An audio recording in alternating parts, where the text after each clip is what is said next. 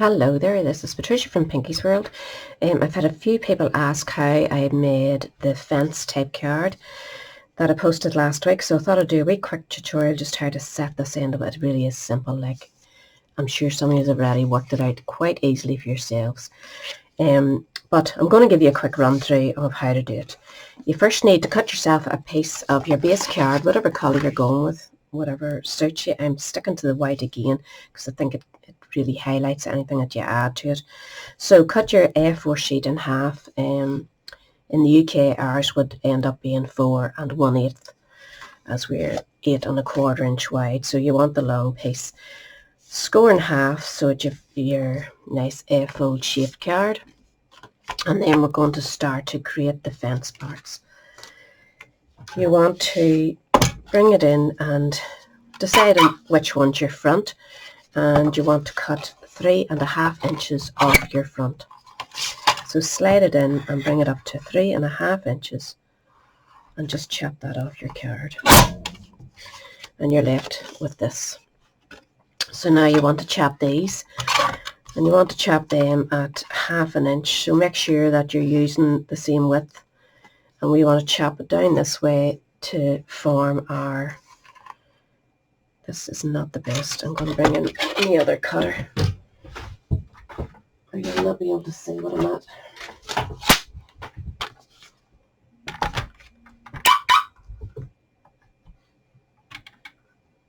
So you want to set that at the 1/2 inch mark.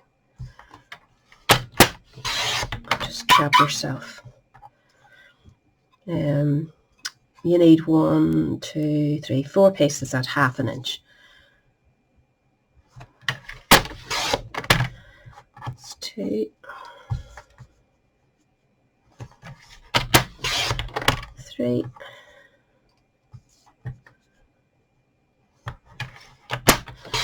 and 4. So that's your fence panels, and now we need a piece that is 3 3/4 inch long. So I'm just going to use this, chop it off at 3 3/4 inches because you know it's 4 1/8. And then we're going to cut it also into 2 1/2 inch pieces. At 1/2 inch, yeah. So these are the slightly shorter than your other ones. Maybe said a bad word there accidentally. So just make sure it's sitting straight to chop it up. And that's a wee bit of scrap you can keep just.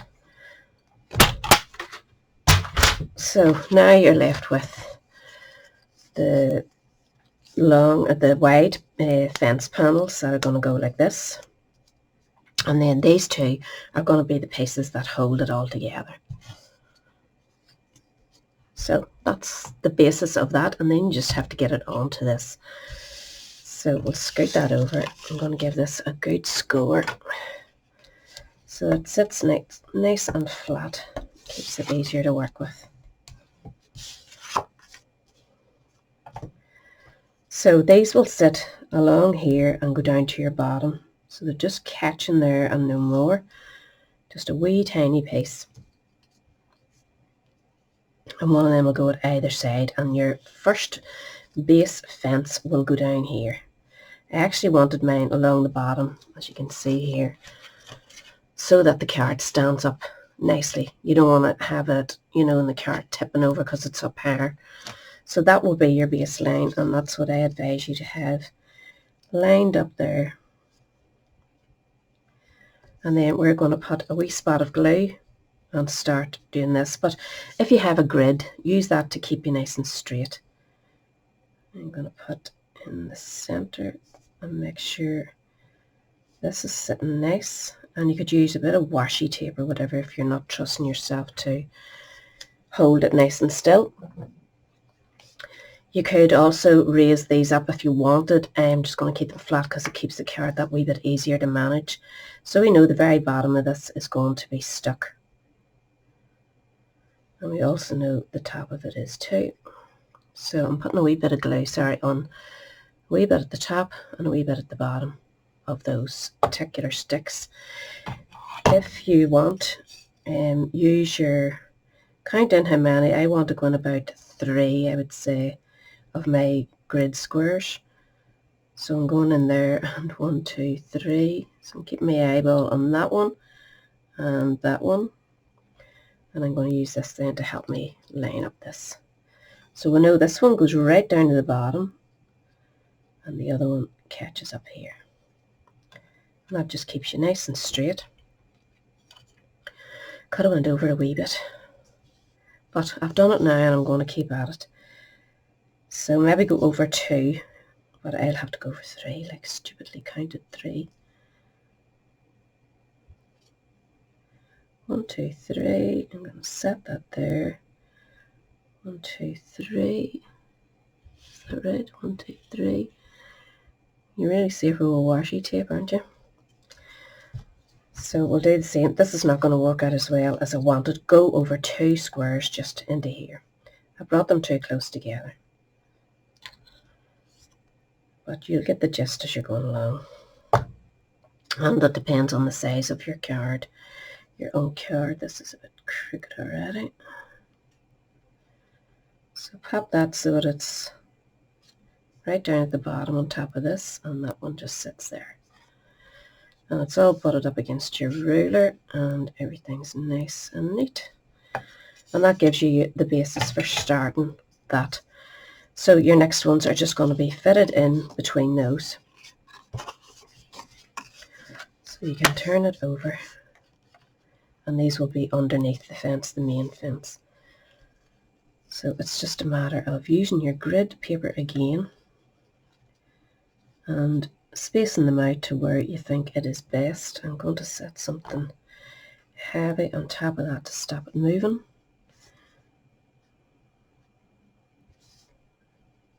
So I'm going to pull that down to its a nice straight line there. Oh, that's a bit feathery, isn't it? So we're going to go 1 there, and this one will be up 2 as well, and we may have to shift them to make it all look a bit better.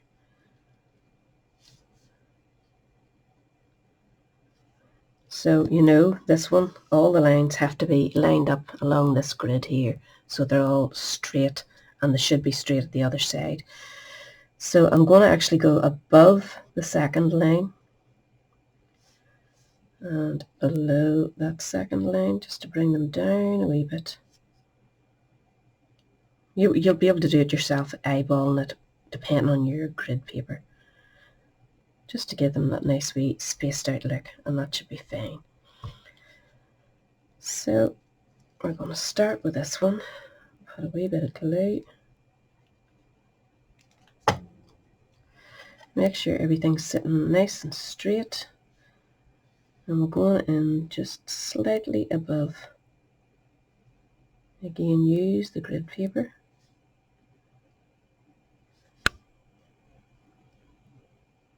That seems okay. So lift the next one.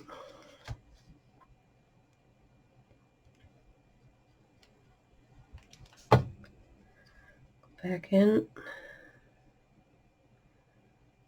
This one's practically on the line, so it's working out. Whoops, good. And the next one.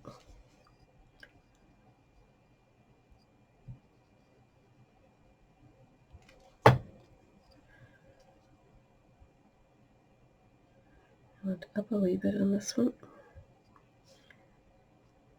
So just make sure you're nice and straight. Whoa, don't move it like me. Nice and straight along there, and everything's holding its position. Get that one straight. And just eyeball, make sure you're happy with the gaps that you've left before you press it solid down.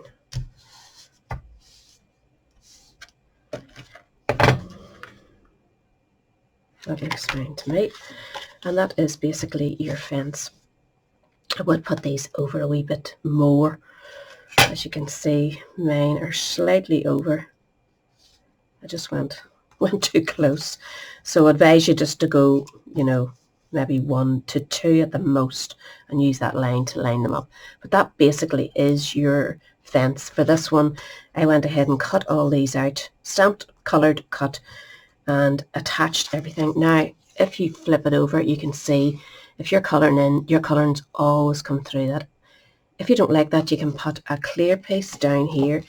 You could actually do this card in one piece and then raise this up with a nice plain sheet behind it that it looks like it's sitting raised. You know, you'll get that shadow. If you go ahead and do that and you don't like your colouring in, then put a nice piece of gingham behind it. Gives a lovely fresh look to the item behind, or you know, whatever colour you want to go with, green or sky or whatever, and then you have a bit of decorative inside. So you have two options: either chop it off here, raise it up so that it's sitting above your card front and attach it to your card front. It's the same thing.